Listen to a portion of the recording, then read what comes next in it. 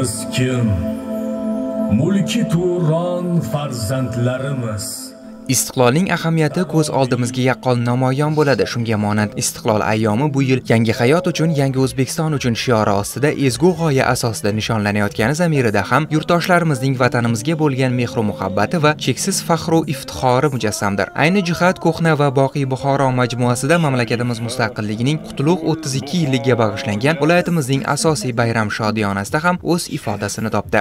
Bayram tadbiri Istiqlol tarannumiga bag'ishlangan badiiy musiqiy teatrlashtirilgan chiqish bilan boshlandi. Viloyatimizning barcha tuman va shaharlaridan taklif etilgan davlat, jamoat tashkilotlari, ta'lim muassasalari vakillari, davlatimiz yuksak unvon, orden va medallariga sazovor bo'lgan buxoroliklar, mehnat faxriylari, harbiylar, faol yoshlar ishtirokida o'tgan bayram tadbirida so'z olgan viloyat hokimi Botir Zaripov barchani mustaqillikning 32 yillik to'yi bilan muborakbod etdi. Aziz yurtdoshlar, sizlarni mamlakatimiz davlat mustaqilligining 32 yilligi bilan yana bir bor samimiy tabriklayman. Ushbu shukuhli damlarda uzoq umr, sihat salomatlik, baxt va saodat, yangi O'zbekistonimiz qudratini oshirish yo'lidagi ezgu ishlaringizga kattadan katta muvaffaqiyatlar tilaymiz.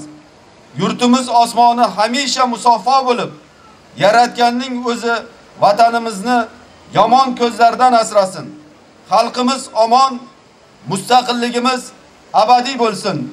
Shu o'rinda ta'kidlash joizki, mustaqilligimizning joriy yilgi tantanalari o'ziga xos demokratik ruh, inson erkinligi, uning manfaatlari ustuvorligida ham nishonlanayotganini barchamiz his etmoqdamiz. Negaki bu yilda xalqimiz o'z siyosiy irodasini namoyon etib, o'z konstitutsiyasini ishlab chiqdi. Shuningdek, navbatdan tashqari bo'lib o'tgan prezident saylovida xalqimiz, shu jumladan buxoroliklar ham o'zlari ishongan, yurtimizni 3-renessans sari dadil boshlay oladigan munosib nomzodni saylashdi. Komil ishonch bilan aytish joizki, prezidentimizning saylovdagi g'alabasi yurtdoshlarimizning o'z taqdiri, yorug' kelajagi uchun mutlaq munosib tanlovga erishganliklari tantanasidir. Umuman, Ko'hna va Boqiy Buxoro majmuasidagi tantanada ham jam bo'lganlar turli demokratiyalar, monitoring orqali namoyish etilgan lavhalar, san'atkorlar chiqishlari orqali bugungi yutuq va marralarga qanday og'ir va mashaqqatli mehnat evaziga erishganimizni yana bir karra xayoldan o'tkazib, yaqqol tasavvurga ega bo'ldilar. Shundan so'ng san'atkorlar bayram dasturini boshlashdi. Jonajon yurtimiz, vatanni va bag'rikeng tanti elimizni madh etuvchi kuy-qo'shiqlar,